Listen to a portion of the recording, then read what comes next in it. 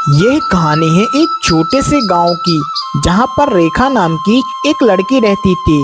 वह सब्जी बेचकर अपना गुजारा करती थी। सब्जी ले लो भैया, सब्जी ले लो, ताजी ताजी सब्जी ले लो। एक बार ले जाओगे तो बार बार आओगे, ताजी ताजी सब्जी ले लो। सभी ग्राहक वहां से आते, लेकिन उसकी सब्जी को देखकर आगे बढ़ जाते थे। उसकी सब्जी कोई भी नहीं ले रहा था। हे भगवान, मेरी सब्जी इतनी ताजी ताजी है, लेकिन कोई ले क्यों नहीं रहा? मेरी सब्जी इतनी अच्छी है, लेकिन सब देख के चले जा रहे हैं। रेखा जोर जोर से चिल्लाकर सब्जी को बेचती है, लेकिन उसके ठेले पर कोई भी नहीं आता। इस प्रकार से वह उदास हो जाती है और चुपचाप अपने घर की ओर चली जाती है। हे भगवान, मेरे ठेले की ताजी ताजी सब्जी इतनी अच्छी रहती है, लेकिन सब्जी लेने कोई नहीं आता है। पता नहीं किसकी नजर लग गई है मेरे इस ठेले में, जो मेरे ठेले में सब्जी लेने कोई नहीं आता है। रेखा के माँ को गुजरे हुए कई वर्ष हो गए थे।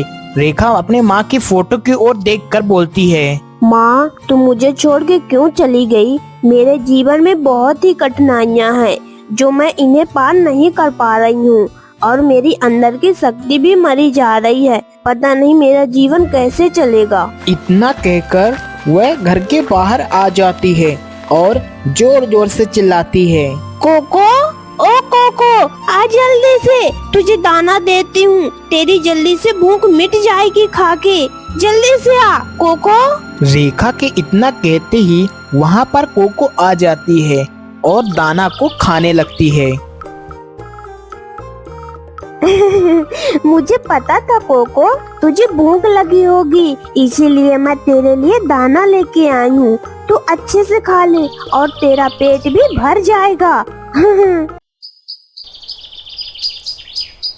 अगली सुबह होते ही रेखा सब्जी का ठेला फिर से लगा लेती है और जोर जोर से चिल्ला चिल्ला कर सब्जी को बेचती है। सब्जी ले लो, ताजी ताजी सब्जी ले लो, आओ भैया बहनों सब्जी ले लो। इस प्रकार से रेखा सब्जी को बेच रही थी कि तभी उसकी बहन सुषमा आ जाती है और रेखा सुषमा से बोलती है, अरे सुषमा, इतने दिन कहाँ रही है? मेरे को तुम दिखाई नहीं दी, कहाँ चली गई थी तुम? सुषमा इधर उधर देखती है और फिर अपनी बहन रेखा से बोलती है, अरे दीदी, थोड़ा धीरे बोलो, अगर कोई सुन लेगा तो बोलेगा कि ये तो सब्जी बेचने वाली की बहन है। उन्हें कैसे लगेगा कि मैं सब्जी बेचने वाली की बहन हूँ? अरे तू तो मेरी सगी बहन है ना, तो मैं तो तुझे अपनी बहन बुला सकती हूँ। बचपन में अपन लोग साथ में खेला करते थे, साथ में खाना खाया करते थे, साथ में झूला झूला करते थे। तेरे को याद नहीं है क्या? सुषमा कुछ भी जवाब नहीं देती है और चुपचाप वहाँ से चली जाती है। यह सब कुछ देखकर रेखा को बहुत ही दुख होता है। अरे ये मेरी बहन सुषमा को क्या हो गया? पता नहीं कैसे कैसे व्यवहार करती है मेरे साथ। रेखा सब्जी बेचकर वहाँ से चल देती है। उसकी ज्यादा कमाई नहीं हुई थी, लेकिन हाँ, ठीक ठाक तो हो ही गई थी। अरे घर की तो सारी सब्जियां खत्म हो गई हैं। मुझे जल्दी से जाकर नई ताजी सब्जी लाना होगा। रेखा सब्जी लेने के लिए जंगल की ओर चली जाती है। जंगल में जाते जाते उसे कोको दिखाई देती है। कोको को लगता है बहुत ही ज्यादा भूख लगी थी, इसी कारण से वह जंगल में पेड़ के नीचे बैठी थी। कोको, तुम्हें बहुत ज्यादा भूख लगी होगी ना? मैं तुम्हारे लिए दाना लाती हूँ, उन्हें खाकर तुम अपना पेट भर लेना और मजे से पेड़ के पास रहना, ठीक है? रेखा कोको के लिए दाना को डाल देती है। कोको बड़े मजे से दाना को खा रही थी। अरे रे, अरे मुझे बहुत ही दर्द हो रहा है। रेखा इस प्रकार से साधु बाबा की चिल्लाने की आवाज सुनकर साधु बाबा के पास पहुंच जाती है और साधु बाबा से बोलती है, अरे बाबा, आप इस जंगल में क्या कर रहे हैं और जोर जोर से क्यों चिल्ला रहे हैं बाबा जी? अरे बेटी, मैं इस जंगल में लकड़ी लेने आया था और शरीर ने जवाब दे दिया और चलते चलते मुझे चक्कर से आने लगा था, जिस कारण से मैं पेड़ के नीचे बैठ गया। बहुत ही ज्यादा चक्कर आ रहा था। आपको चक्कर आ रहा था तो किसी और को बेच देते, आप क्यों आए हैं इस जंगल में? अरे बेटी, अब मैं तुझे क्या बताऊं कि अब मैं अकेले कुटिया में रहता हूँ। अब मेरा इस दुनिया में कोई भी नहीं है, ये मैं तुझे क्या ही बताऊं, सब छोड़ के चले गए मुझे। रेखा चुपचाप साधु बाबा को देखती रही और साधु बाबा रेखा की ओर देखकर बोलते हैं, क्या हुआ बेटी, तू ऐसे क्यों देख रही है, क्या हो गया? मुझे पता है साधु बाबा, आपको कैसा लगता होगा। आपको भूख लगी है ना, मैं अपने घर से आपके लिए खाना लेके आती हूँ, जिससे आपकी भूख मिट जाएगी। आपको खाना खा के बहुत ही अच्छा लगेगा। रेखा इस प्रकार से बोलकर साधु बाबा के सामने भोग सामग्री रख देती है। साधु बाबा भोग सामग्री को देखकर बहुत ही ज्यादा खुश हो जाते हैं। अरे बेटी, तू तो बिना किसी निस्वार्थ के तूने अपना सारा भोजन मुझे दे दिया, अब तू क्या खाएगी? बाबा जी, आप खाना खा लीजिए।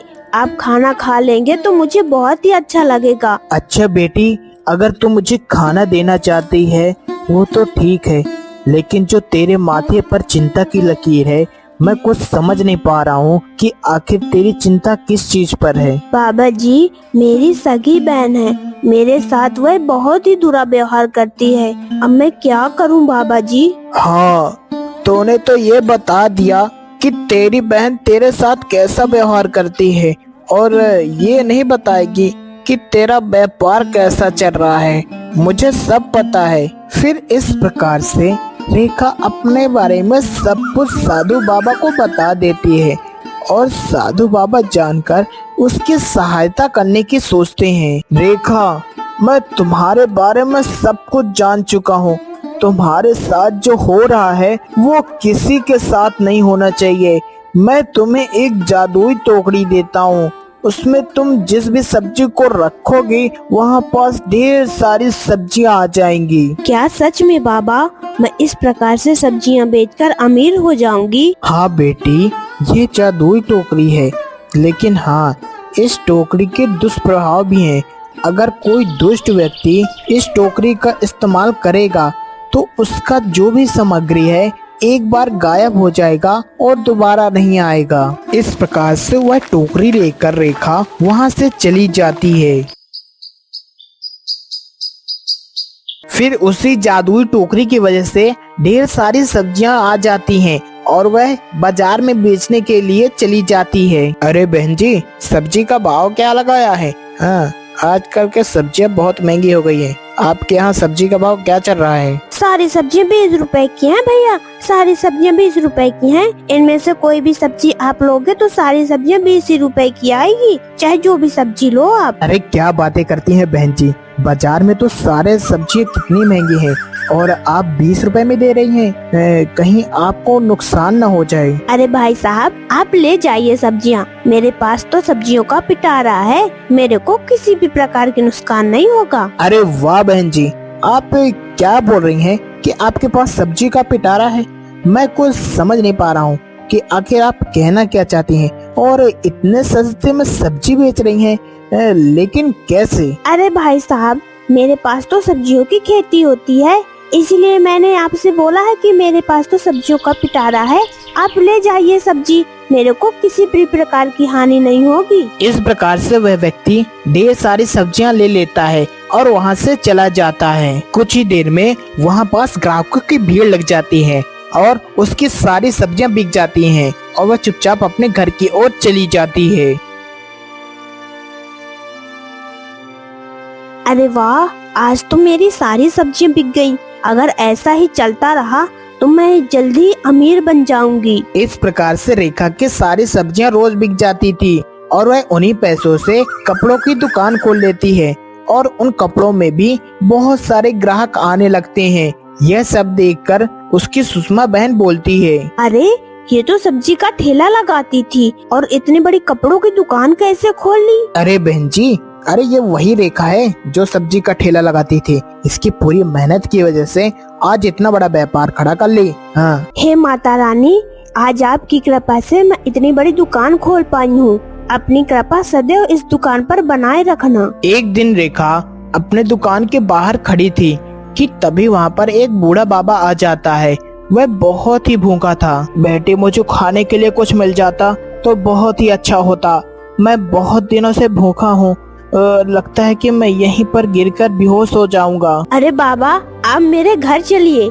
आपको खाना खाकर बहुत ही अच्छा लगेगा और आपके स्वास्थ्य बहुत ही अच्छा हो जाएगा। जो आपको चक्कर आ रहा है वो नहीं आएगा। इतना कहकर वह बाबा को अपने घर ले जाती है और बढ़िया स्वादिष्ट भोजन खिलाती है। बाबा भोजन को खाकर बहुत ही ज्यादा खुश हो जाते हैं। अरे वाह बेटी, तूने तो मुझे बहुत ही अच्छा खाना खिलाया है। अरे आज के जमाने में भला कौन ऐसा करता है। अरे बेटी, तेरा लाख लाख शुक्रिया। अरे बाबा, आपको धन्यवाद बोलने की कोई जरूरत नहीं है। ये तो मेरा फर्ज था। आपको खाना खवाकर मुझे बहुत ही अच्छा लगा। कुछ दिन ऐसे ही बीत जाते हैं। सुषमा रेखा की कामयाबी को देखकर जलने लगती है और उसके साथ कुछ बुरा करने की सोचती है। अरे, ये तो पहले सब्जी का ठेला लगाती थी, फिर दुकान खोल ली। इसके पीछे किसका राज है? मुझे घर जाकर इसका पता लगाना होगा। इसके पास है क्या? एक दिन रेखा कपड़े की दुकान बंद करके अपने घर की ओर जा रही थी कि तभी पीछे पीछे सुषमा भी चली जाती है और उसके घर में जाकर सब कुछ देख लेती है। अगर जादुई टोकरी नहीं होती तो मैं इतना बड़ा मुकाम हासिल कभी नहीं कर पाती। सब इसी टोकरी की वजह से हुआ है। सुषमा यह सब कुछ देखकर अपने घर की ओर चली जाती है और मन ही मन में सोचती है, अच्छा, तो इसके पास जादुई टोकरी है। इस जादुई टोकरी में मैं अपने गहने डाल दूंगी, जिससे मेरे पास बहुत सारे गहने आ जाएंगे और मैं भी अमीर हो जाऊंगी। कुछ दिन ऐसे ही बीत जाते हैं। फिर सुषमा उस जादुई टोकरी को चुराकर अपने घर ले आती है और उस टोकरी में अपने जितने भी गहने थे डाल देती है। हे जादुई टोकरी, इसमें जितने सारे गहने हैं इसके डबल कर दे और मेरी बहन से मुझे अमीर बना दे। इस प्रकार के सुषमा के बोलते ही उसके सारे गहने गायब हो जाते हैं और सुषमा फूट फूट कर रोने लगती है। मेरे गहने कहाँ गए? मैंने तो बोला था कि इसके डबल कर दे। ये तो सारे गहने गायब भी हो गए। पता नहीं कहाँ चले गए मेरे गहने। इस प्रकार से वह टोकरी वहाँ से गायब हो जाती है और सुषमा के गहने भी चले गए और उसका घमंड भी टूट गया।